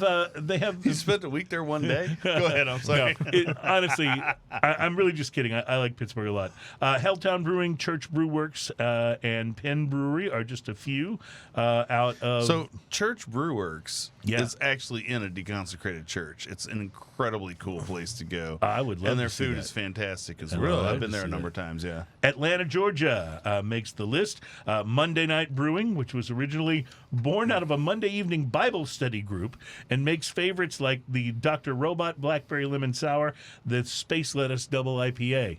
I'd love to try Space Lettuce. Space Lettuce. That just sounds good. There's Sweetwater Brewing, of course, which you've heard of. Orpheus Brewing and Steady Hand Beer Company as well. Chicago, Illinois. Chicagoans take their craft beer pretty seriously, but of course they have no credibility because they also like Malort. So that just destroys. Have you had Malort? Yeah. He's totally in. He's totally in. He's probably checking the comments. No, I'm looking at this Church Beer Works. This thing is amazing. Yeah. Oh no, it's beautiful. This is like it's absolutely beautiful. That's real gorgeous. Deal. That's gorgeous. Well, it's on the list. So talking Chicago, Moody Tongue is out of Chicago. Yeah, I like Moody Tongue. And then of course Goose Island is from Chicago, the legendary brewery that started the whole big beer buying small beer rampage. Ravenswood Corridor is nicknamed Malt Row, and there's a number of great new breweries popping up out there. Revolution Brewing is also out of Chicago, as well as Rock Bottom Restaurant and Brewery, which is known for having some really well-crafted beers. The Goose Island thing made me think, have you read the book? It's called Bourbon Barrel Stout and Selling Out.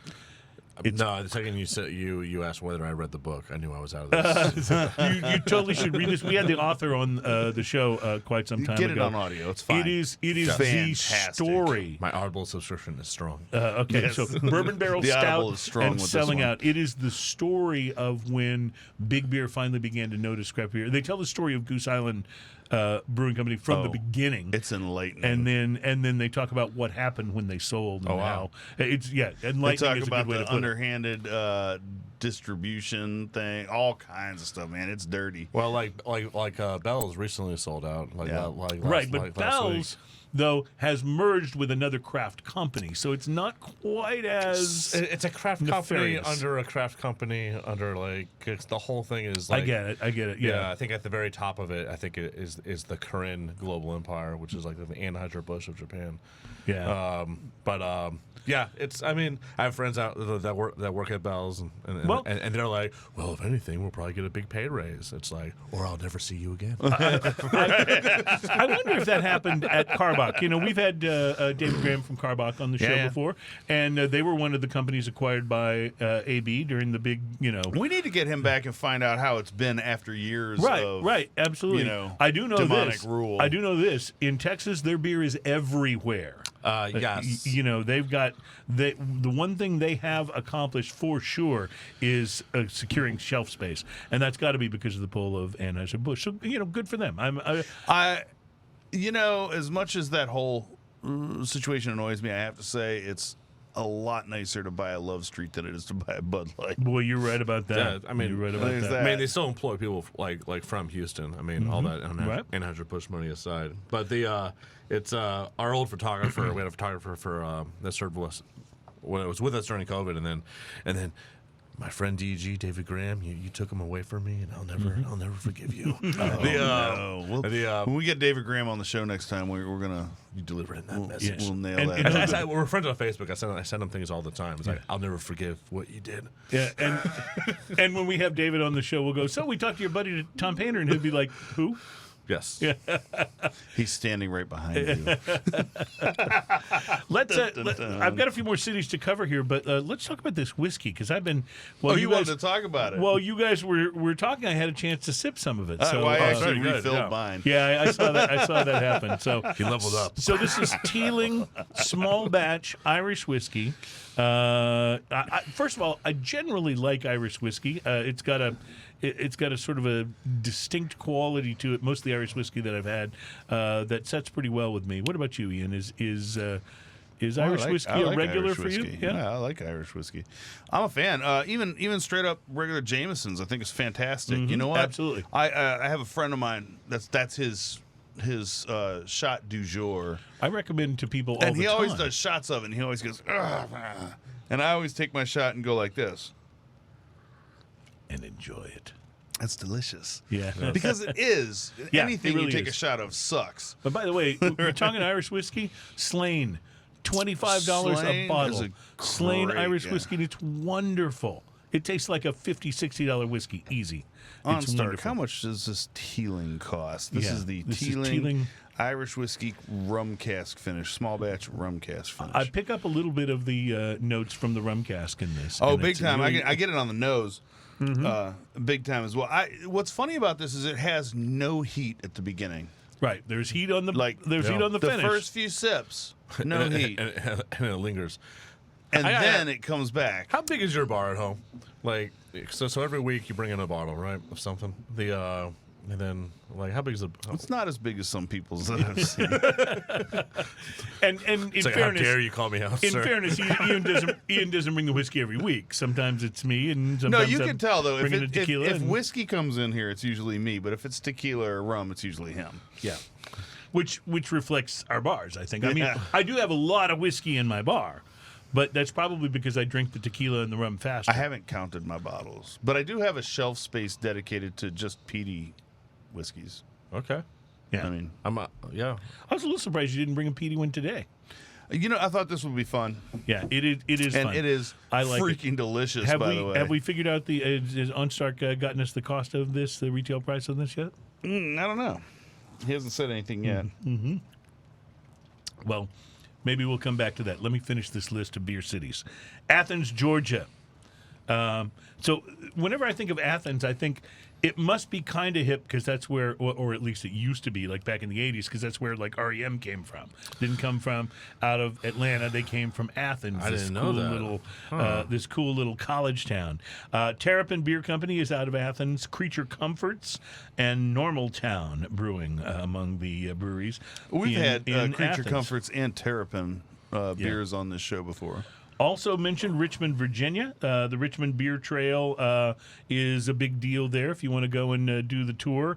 Final Gravity Brewing, Strange Ways, and then Stone has opened up a brewery in the Richmond area, or it's like a brew house. It's one of their, you know what I'm talking about? Like, it's a brewery and a restaurant and all of that kind of stuff. Central New York is mentioned as a place, not necessarily a city, but a geographic area. Willow Rock Brewing Company is out of there. Syracuse Suds Factory and Good Nature Farm Brewery. Also, Freeport, Maine mentioned as one of the cities, and the Maine Beer Trail is something you should absolutely check out if you're vacationing in that area. There's Stars and Stripes Brewing. There's Mass Landing Brewing, and of course, if you get to Portland, Maine, I recommend you spend some time at Shipyard Brewing, which is a great brewery out of Portland, Maine. There's one more city on here, guys. It is. Dun, dun, dun. Houston, Texas. For real? For real is on this list. And by the way, I've just gone through the whole list. I saw Houston, so I kept scrolling so I'd save it for last. If you're listening to the show from, from wherever you are, Houston is where we're from, and we're very proud of the local beer scene in this city. So there's a lot to be excited about, and Austin is considered by the rest of the world to be so hip that people who are writing articles like this one, if they're from California or New York, they almost immediately zero in on Austin and ignore what's going on here in Houston. And I'm thrilled to see that this list did not do that. So they say Austin hosts dozens of breweries, and San Antonio headquarters the famous Pabst Brewing Company. But the Lone Star State's best brew town may just be Houston. The city has seen, get this, and this is Greater Houston area, a 344% increase in craft breweries since 2013, and it's welcomed 10 new ones in the past 2 years. They talk about.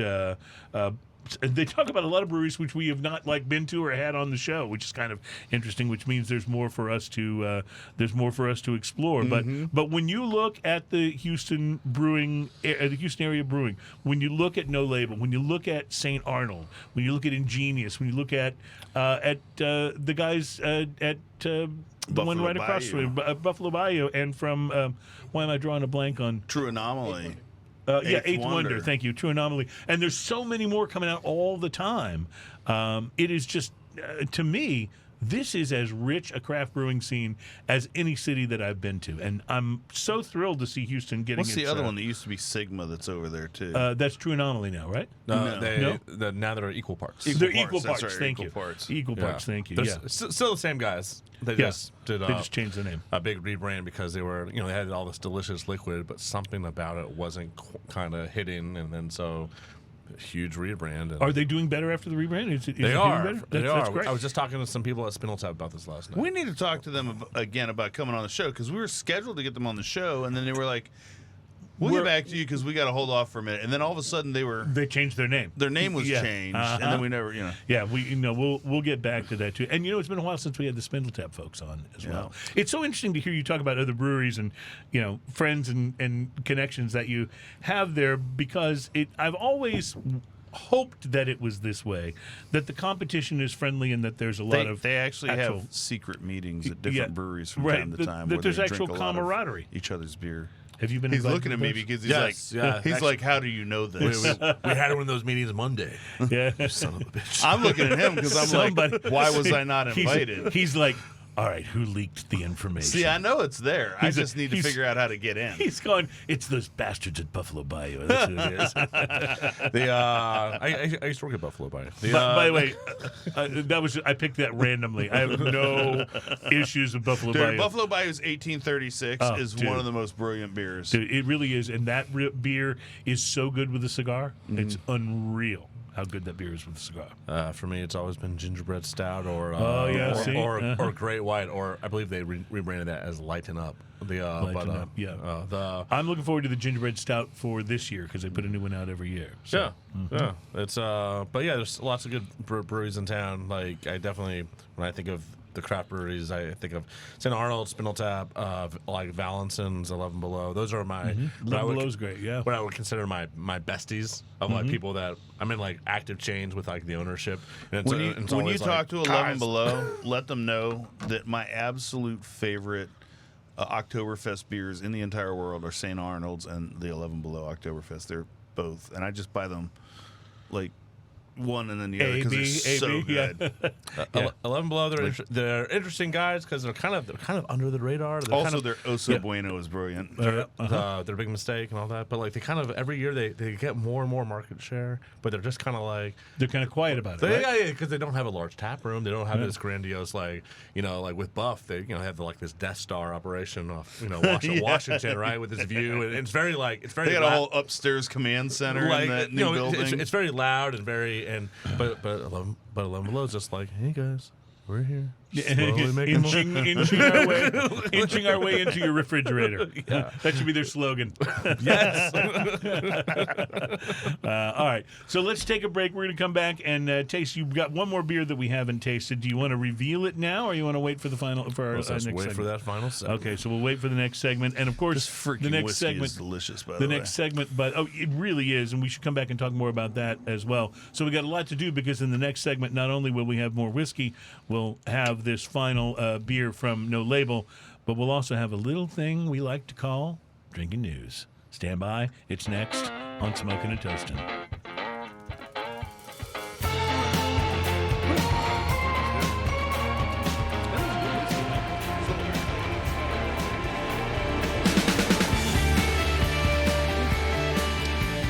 Welcome back to Smoking and Toasting. This is the program all about craft beer, fine spirits, and hand-rolled cigars. And we are glad to have you with us for show number 260, just a little more than halfway to 300. We're brought to you by MyCigarShirts.com. Great shirts on the web for people who love the leaf. It's MyCigarShirts.com because... Cigars. Yes. Before we get to drinking news, I want to take a minute to congratulate and recognize a few people that I work with here at the company that does Smoking and Toasting. We're just one of the many things that this company has going on, and one of the things that we do is we do an internet-based.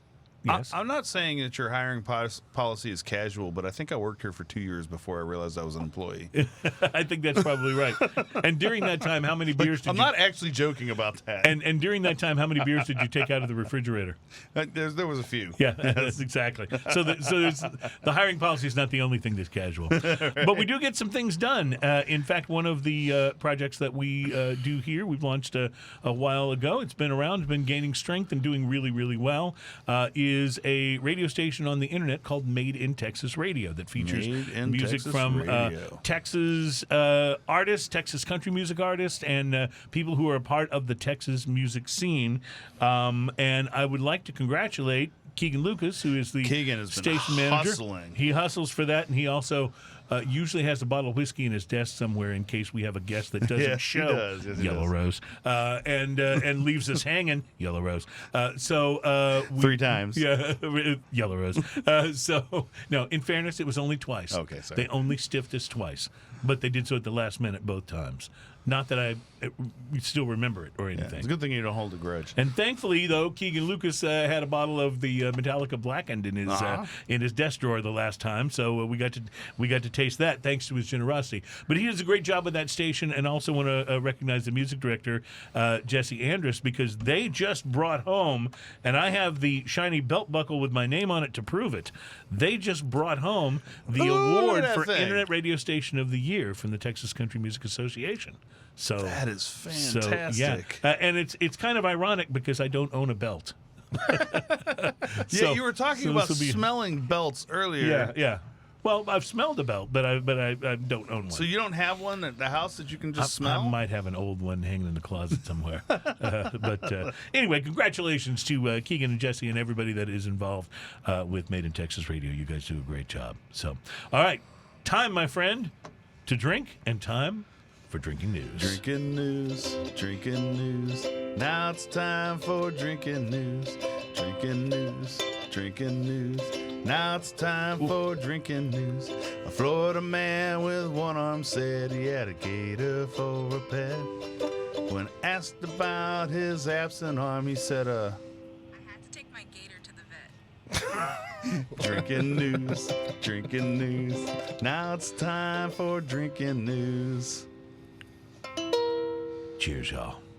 A quick reminder for those who might be new to this segment, the Drinking News is stories that we find that are in the news somewhere. They don't come from the Onion or the Weekly World News. They're believed at least to be true, to the best of our ability. And Drinking News stories are sometimes, but not always, about drinking, but they are generally best enjoyed if you've been drinking. Also, I want to point out, I can't remember what episode it was. Was it? It was almost 100 episodes ago. Yeah? Or less. No. 70 episodes ago ish. Yeah. The very first Drinking News where I had the song. Yes. Where I debuted the song was quite possibly one of the funniest, most ridiculous Drinking Newses of all time. Yes. I'm sorry, go ahead. That was the one with the guy growing the penis on his arm. Yes. Yes. So there you go. It happens. There's your teaser. Quite frankly, not all drinking news stories can be that good. I mean, we set the bar way high with that one. But, you know, as they say, arm-growing penises happen. or maybe they don't.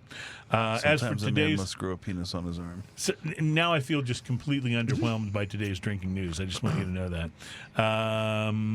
By the way, we have not only one, we have two drinking news theme songs. Every now and then That's we right. break out the alternate Break one out that the Chris Morris version. Morris did, which is about fighting a kangaroo and a whole bunch of other stuff, which is always fun. All right, drinking news for show number 260. A Florida woman. Oh, I love. At least we got that, right?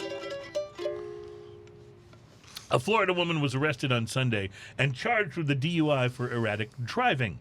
45-year-old Maria Jurglowitz of St. Petersburg. That's easy for you to say. Yeah. Notice how well I did with that. That by was, the way. you practiced that one. Yeah. Maria Jurglowitz of St. Petersburg, Florida, was pulled over around 2 a.m. on Sunday by an officer from the county sheriff's department in order to check the well-being of the driver for sickness, injuries, or impairment. This is after they'd seen her weaving pretty seriously across the road. She'd reportedly been swerving and driving in a dangerous manner. The officer observed that Jurglowicz's speech was, quote, slurred and mumbled, and that she had a strong odor of alcohol on her breath, according to the arrest affidavit. Jurglowicz was also reportedly having trouble following the simple instructions given by the deputy. Upon further questions, the woman went with a seldom used egg roll defense. Jurglowitz used the egg roll defense? Yeah, the very rarely used egg roll defense. She told the officers that she was not drunk at all. Hadn't even been drinking. She'd been eating an egg roll while driving, causing the car to swerve. Oh, the egg roll. That's a tough defense because I've had friends that have tried to use the Munchos or Yes. the potato chip bag Yep. defense, but While no egg roll could be located, or any pieces of an egg roll, because she ate it. no pieces of an egg roll were found in her possession. No traces of egg roll on her teeth. No egg roll DNA to be found on the scene. A number of other things were found in Jurglowicz's car. According to the affidavit, it included a cut-up red plastic straw with white powdered residue on the inside, in addition to a variety of loose pills found in containers and plastic baggies. The pills were a mix of controlled substances, and some were prescription only, but Jurglowicz reportedly did not have a prescription for any of them. Some of the pills were later identified by investigators as the opioid tramadol. That medication is typically used to treat moderate to severe pain, but is abused, of course, as a narcotic. Jurglowicz later admitted to law enforcement officers that she had been drinking at her boyfriend's house earlier in the night. Investigators believe she was also under the influence of a number of the pills they found in her possession. While this may not be the first time that the egg roll defense has been used, I believe it's safe to say that it continues to be less than successful. Jurglowicz was taken to jail, and that is your Drinking news. That was time for drinking news. Cheers, all. Okay. Hey, you said Jerglowitz so many times, and I'm surprised you never messed it up. Quite frankly, I don't know if the story would have made drinking news if her name wasn't Jerglowitz, and you didn't get to say Jerglowitz like 7 or 8 times. Egg roll defense. The egg roll defense, yeah. I wasn't drunk. I was just having an egg roll. Never mind that there's no, like, egg roll. Of course you didn't find an egg roll. I ate it. Yeah, see. Yeah. All right. There goes your evidence. I will say. They got us working in shifts. I will say. I will say that while you were playing the theme song, I took a little sip of this next beer, and I gotta get Tom to talk to us about this because this is awesome. This is the Floor is Java. There's a Netflix show called The Floor is Lava. This is The Floor is Java. Mm-hmm. It is our Elden mixed stout with Cat's Coffee. It is fantastic. The label is a throwback to Mario. But yeah. But is that you on there? So this is funny. So there's a guy named Rutledge Wood who hosts The Floor is Java. Mm-hmm. Or The Floor is Lava, rather. And he happens to... Let me see if I can pull this This up. can is fantastic, by the way. And so just while he's pulling that up, The Floor is Lava is a sort of a goofy game show. Oh, This is a malt floating on some... So wait a second. That's not you? This is the host of The Floor is Lava. You have a doppelganger. Yes, Right. you do. And so, and he hosts Top Gear. He hosts this show. He does a lot of NASCAR sports. What's his name? Rutledge Wood.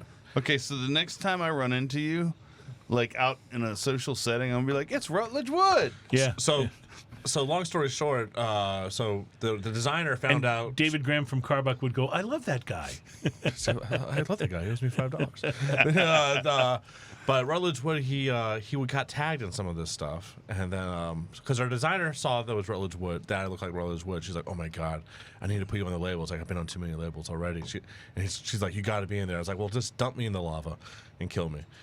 So she did. But then Rutledge actually. He got tagged in something on Instagram, and he reached out to us, and he was like, first of all, you guys are using my likeness, yada, yada, yada. And it was like, it's like, oh, well, and I sent him my picture, and he's like, holy hell. and he's like, I'm so sorry for you. And then he's like, and now you're buddies, right? yeah, and he actually had me, he was like, just send me a bunch of beer, and send me a bunch of Flores Java stuff, a bunch of no-label stuff. And then he's got like 200,000 Instagram followers and all that stuff. And That's but he's great. But yeah, he always promotes the stuff, and we do, and every time he's like, "When's it coming out? I need some for my house or something like that." And I'm like I'll send it your way. He's like, "Don't give up my address." Yeah. But you want to keep him close, right? Yeah. Well, so the Floor is Lava is This is brilliant. It's very Mario. It has a malt sitting on top of a little hop barge. Yep. Going on, and then there's a couple levels of things that you would jump on with a hop. It's coffee beans and hops. Oh, it's coffee beans. Well, there's all the brown stuff is a coffee bean, and then you got the hops. And I like the little alligator-like thing that's in the Java. Mm-hmm. Yes, it's a fun. Some people buy it for the label. Again, we talked about this, but well, the Floor is Lava comes from the game that kids play where they pretend that the floor is made of lava, and so you only can step on the couch and the cushions and other stuff to make your way across the living room. And then that got turned into this game show that your doppelganger hosts. Yes. And now the Floor is Java is your takeoff on this because there's no mistaking it. I mean, this is all about The question coffee. is, which one of you is the evil twin? Yes, well, that's it. I mean, I can every time people run up to me, it's like, "Hey, man," it's like you said that stuff about my sister. I was like, "That wasn't me. That was Rut." You ask which one's the evil twin, and he could tell you, but he'd have to kill you. Right. So draw your own conclusions. Right. Have you tried some of the whiskey with this coffee I stout? have not. I immediately because was thinking about my that. whiskey is strangely empty. Your whiskey is because broken? Perhaps it's because of A the man small, could get drangry. the small that nature way. of the whiskey cup. Are you familiar with being drangry? Actually, I think this cup might actually work for it. Right down the center. There you go. Yes. More? Yeah, We'll give you a perfect. full shot. Wow, there you go. He's going to do the true Irish car bomb with I wonder Irish if I whiskey. could get the center of my cup clear and have it with the whiskey. Okay, yeah. So Well, you're opening first the next of all, the Flores Java is just that. I mean, it is Java. It is coffee. It is rich roasted coffee bean is the prominent note, and it just what's the ABV on the Flores Java? It's 6.3. So it's not like it's a 11 or 12 or something crazy, but it's got a good sort of a stout mouthfeel to it. We have a little bit of it sitting in a barrel right now, so in about a year time, we'll see how far the ABV goes up. Well, so interestingly enough, when you go from the beer to the whiskey, it really changes and shifts the flavor profile of the whiskey. When you go back to the beer after the whiskey, it actually mellows it out a little bit. Oh, you did a car bomb for me. This is the way I used to drink. We're a progressive show. It's a way I used to drink that used to get me in trouble. So they blend very well together. They taste very good. So they're fantastic, one after the other in both directions. And the Java Stout brings out a super lush sweetness out of the Irish whiskey. It sure does. Yeah. And in the other way around, now Irish I can't whiskey, go back. Yeah. The Irish whiskey brings out this beautiful, which is so Irish, by the way. rich, bold coffee flavor. Wow. He snorted. That was awesome. I love that. That's the best. Okay. Can't go All back, by the way. Mark this down as one of the good episodes. This is really terrific. I'm impressed. WTF. Yes, that's very good. I'm impressed by the. God bless his cups. But I know. Holy shit. Here I was making fun of these things for the whole episode and apologizing for them, and it turned out to be the perfect accessory for this segment. Like, who'd have thunk it?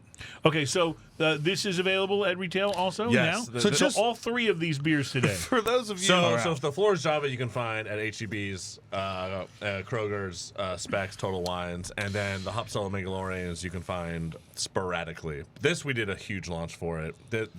These two will be a little more harder to get, especially this one.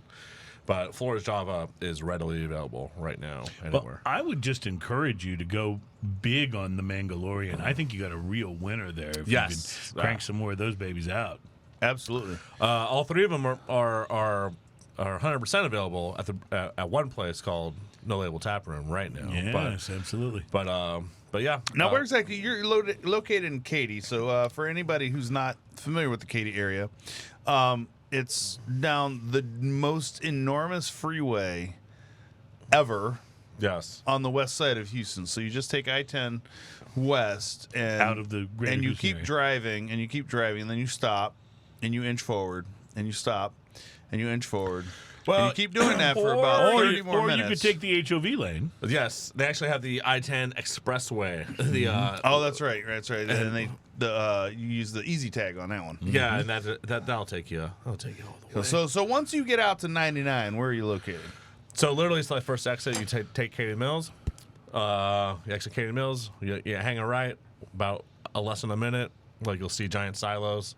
Pull in where all the people and all the live music is, and that's us. Oh, it's right there. Gotta tell you. So you're moments off the freeway. So, Cruz, these stupid glasses that you bought, happen to actually come in and turn out to be the hit of the show, I'm afraid. So for those of you not watching this, Josh, I want you to understand what we've done is we've taken these car bomb glasses and we made car bombs. Yeah. We poured the Irish whiskey in the middle, and we're having the stout on the outside, and sip by sip, this is fantastic. It really is good. Listen, like the coffee, the stout, the Irish whiskey is all blending together. Everything's activating on my insides. Yeah. Makes me want to watch a Robert De Niro movie, doesn't it? It just seems right. It just seems right. Well, this is literally terrific, even without the Irish whiskey, by the way. It's a really, really, it's gonna be really hard to go back, flavor-forward stout. So there's a couple things about this stout that are really fun. First off, it is a stout, and it's very stout in its also stoutiness. It's a milk stout, so it's a very sessionable stout. But it's not a huge mouthfeel either. It's a little thinner mouthfeel than I was expecting, but it's in a pleasant way. Yeah. It has a little more carbonation than I was expecting in a pleasant way. And then the coffee notes are just like fantastic. And that's all local Cat's Coffee. I was about to ask you Which what is- kind of coffee you're using. Which is Cat's Coffee. They're located right next to Carbach. They have a tremendous facility. If you ever get lucky enough to get over there, they're the nicest guys, and they run like their operation is just ridiculous. Well, this just like scooted to like the top of the coffee beer list because I always thought that one of the absolute best coffee beers was the coffee porter from Real Real Ale, which is just fantastic, and this takes that to a bigger level. I will be sure to deliver that news to our brewer. Yeah, it'd be because that's around these parts. That's a pretty legendary. Porter. And you're right up my alley. I love stouts. I love porters. Like I just love big sweet beers a lot of times, and this is flavor wise just fantastic. And it's also the season for it. You know, It is. Yeah, Like it really as the kind weather of gets is. cold for this 2 weeks, we can all enjoy some nice warm stuff. I have to tell you, as a person who at least once to twice a year goes and floats down a river, I will drink coffee stouts floating down a river. I don't care. See, you've never been hampered by that. These beers are supposed to. I be don't for have to winter. have a late Yeah. fluffy beer to float down a river. By the way, speaking of Baking in the sun, it's okay if I'm drinking a barley wine. I have no problems with that. By the way, speaking of That's one way to get the day going. speaking of winter beers, guess what I just Talking about saw breakfast is beer. out. What's that? Anchor Steam's Christmas Ale for 2021. We have to try I that. haven't bought any yet, but we'll be getting some and trying some Anchor of that on Steam, the show. legendary brewery. Yeah. See- And see, their Christmas ale is amazing. I'm a big fan of Christmas sales. I'm a big fan of seasonal beers because I think like Pumpkinator from St. Arnold and pumpkin beers in general, they remind me of a certain time. Yes, you can drink them anytime, but when that season's there, it's like the smell of just like Right, it kind of opening the brings you- beer and getting. honestly, it used to be for me that it was when you would start seeing the Christmas decorations go up in the stores that I would start to get in the holiday season. Now that happens in July. October, yeah. So for me, it's almost that first taste of a really great Oktoberfest or a Christmas ale that really sort of pulls me into that holiday feeling. See, and I'm now in the mode of when I see Oktoberfest, whether it's 11 Below or St. Arnold, yeah. I have to now snap them up because I'm just not going to see them. Right. It's not going to be there Like they're for going to long. be all sold out. Well, the Christmas sales are And they're already only out going to be everywhere. good for another month or two anyway because they don't, you can't really store them. Any plans for you guys to do a seasonal like a Christmas ale in the future? Yeah, we do have a brown ale that it's in our tap room right now, but we're gonna do package next year. It's called Holidays. It's a nut brown ale. And if you connect all those things together, It's so good. I put two That's things just together. so good. it's beautiful. We have a We should have done that in the first segment. We shouldn't have waited. It for really this one. takes balls to come up with a name like that. It doesn't it? Yeah. The can's beautiful. When it comes out, it's a squirrel running around a yard, and he's trying to find a nut. It's like, and he's Right. throwing out all these hops, and I was explaining it to our designer, and who's Shannon, and Shannon was just kind of like, "You're calling a beer D's nuts?" I was like, "No, Shannon, it's called Holidays. It's a cute squirrel named D's, and he's running around a yard, and he's looking for a nut, and he doesn't want any hops because it's a nut brown ale."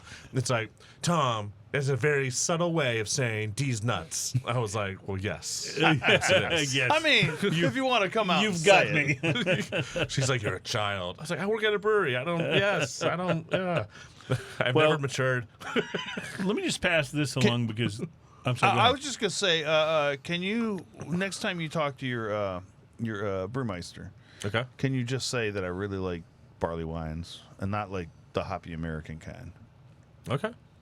We're actually gonna have a barrel aged barley wine at our anniversary Saturday after Thanksgiving. We had one. Saturday after Thanksgiving. Yeah. So if you come over, send me a message. I'll hook you guys up. We have a barrel aged barley wine. We released the regular barley wine last year, and we have a barrel aged one this year. It's called This Is Fine. It was our tribute to 2020. It was like the meme of that guy, and it was just a brewery on fire. So good. That's so good.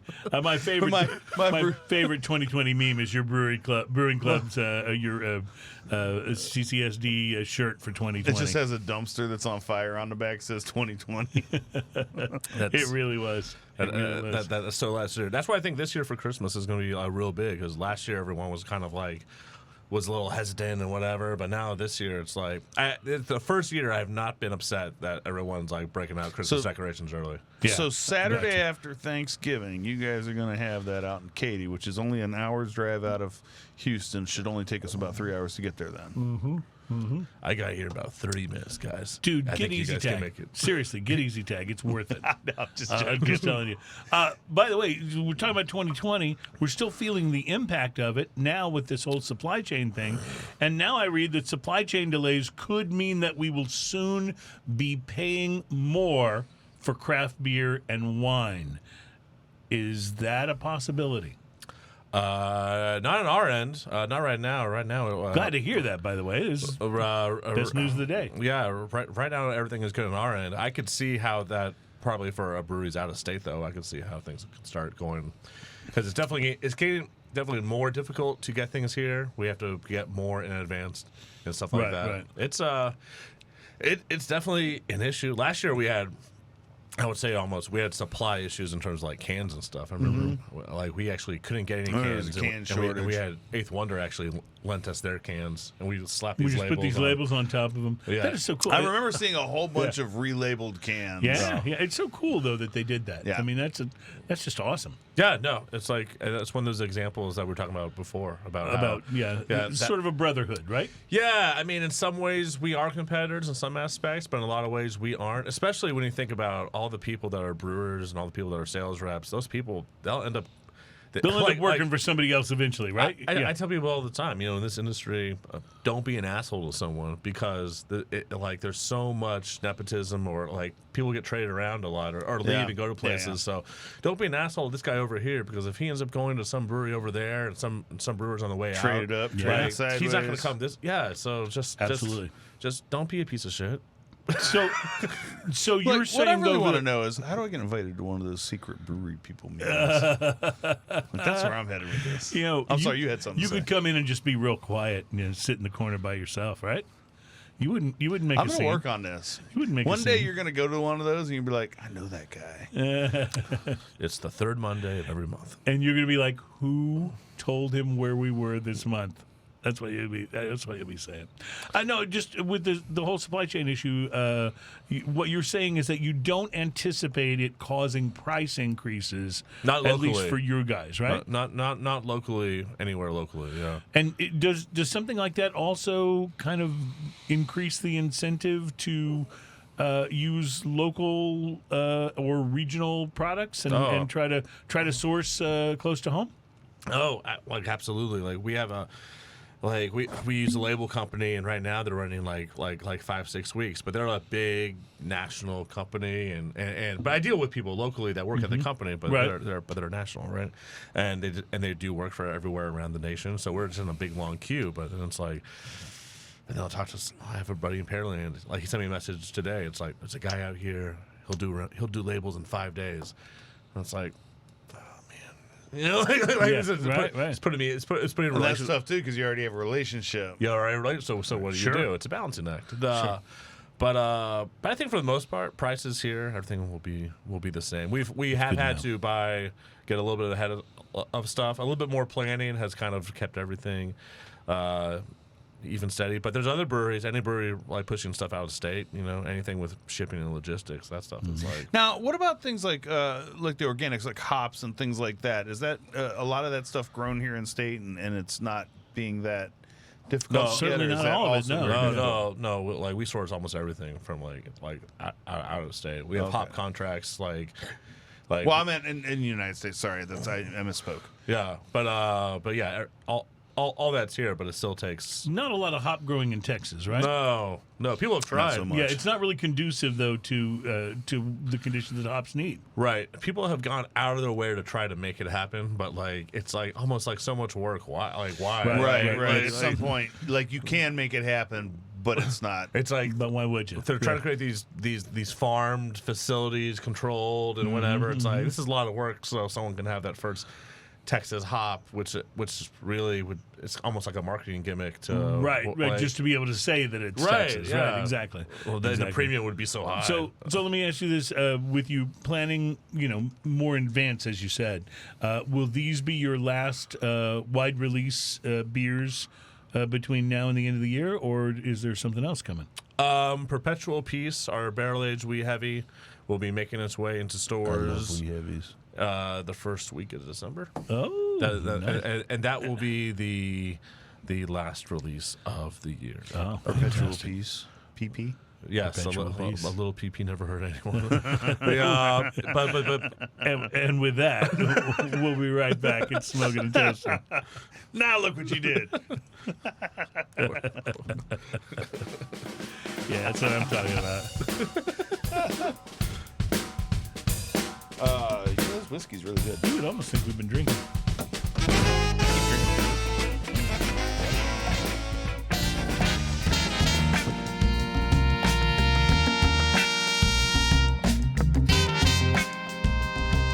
Welcome back at Smoking and Toasting. This program is all about craft beer, fine spirits, and hand-rolled cigars. We've talked about all of those things on today's show, and we've done so with Tom Paynter from No Label Brew. I'm so glad you came back onto the show, Tom, and you didn't come in empty-handed by any means. You I should have brought with, more Java for this whiskey. This combination is amazing. The combination is working. It is working. But seriously, these are all three of them really great beers. And I realize sometimes it must. I'll say something like that, and you must think, well, of course they are. We wouldn't put them out if they're not. But seriously, there's plenty of beers out there that I taste that I'm like, this is good, but I don't say this is great.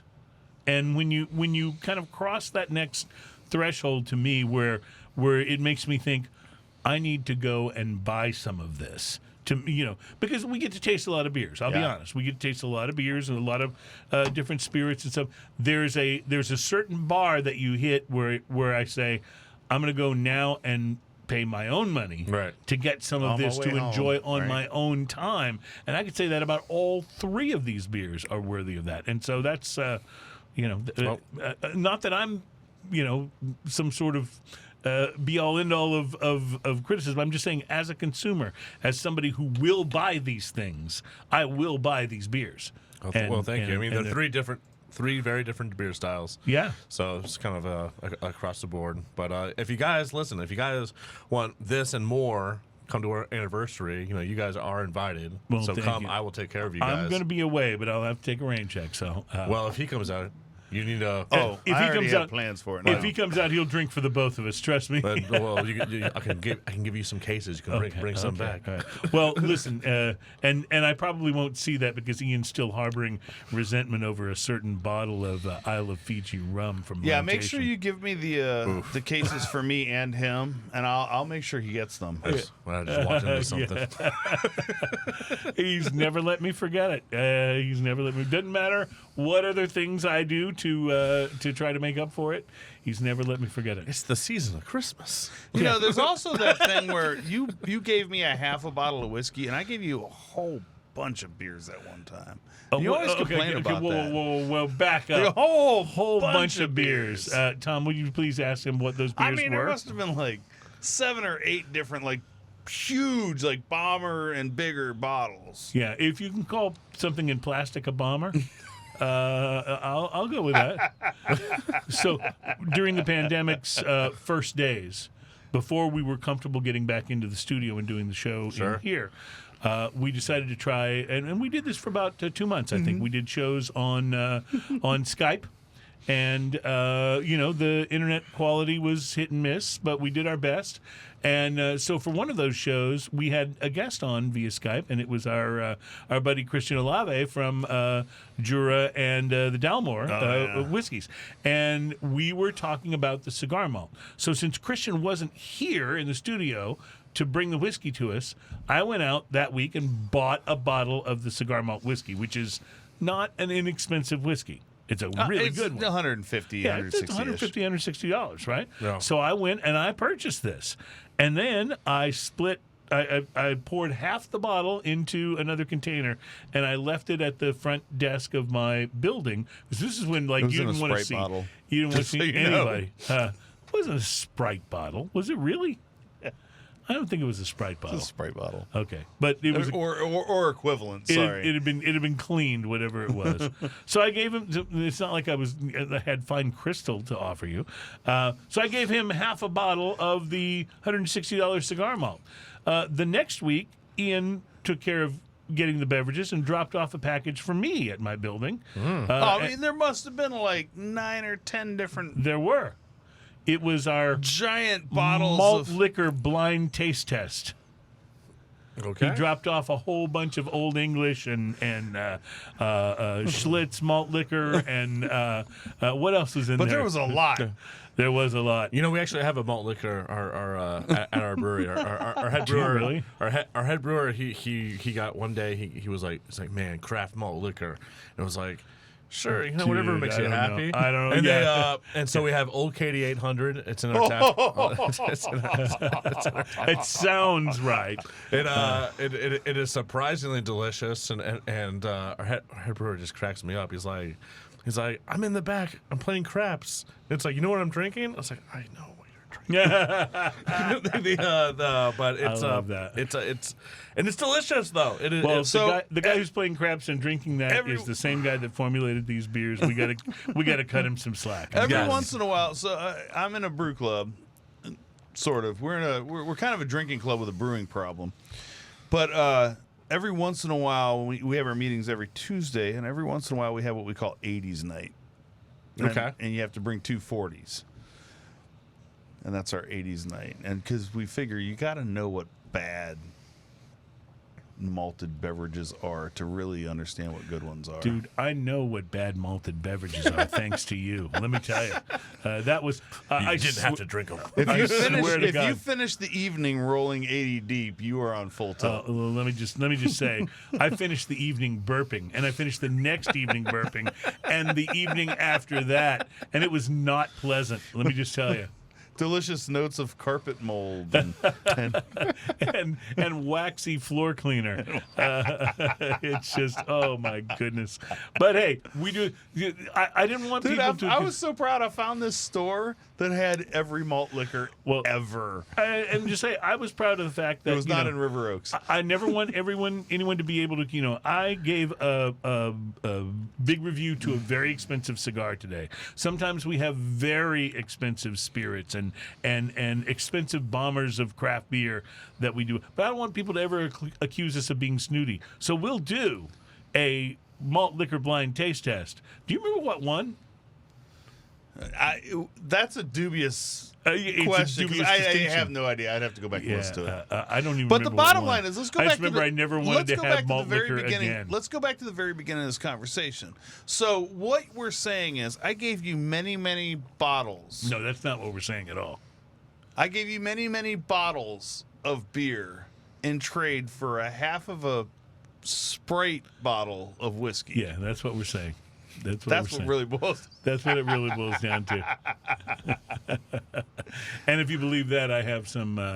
Hey, man, these beers are fantastic. Yeah. What a fun show today. Yes, and yes, I it really can't was believe fun. how well that stout goes. Oh man, forms like Voltron, as you like to say. I doubled up. I'm going in a little bit more. All right, We well, have to. Ian is like that. I want to say thank you, by the way, to Adam, our producer on the Wheels of Steel, for making the show happen. We will be off next week. It's Thanksgiving next Thursday, so we'll take the week off. But we'll be back the week after. Adam Harris from Beam Suntory will be joining us, and we'll be talking spirits with him. Tom, I just have to say thank you for this has been a very fun show, and the beers have been great, and the whiskey was wonderful. But it's fun having you in the studio too. Man, twice in 1 year is pretty awesome. Yeah, Fantastic. Let's keep this trend going. Let's do this regularly. It's my goal now to get on one of these cans Yeah, and show up to the Well, secret yeah, I think brewers mullet juice has it all for you guys. mullet juice. mullet juice. It's happening, Ian. It's happening. I can't wait. Have a great week, everybody. Thank you for enjoying Smoking and Toasting. Happy Thanksgiving, and we'll see you after the holiday break. Cheers, y'all. Cheers, y'all. I mean, it's got to have liquor.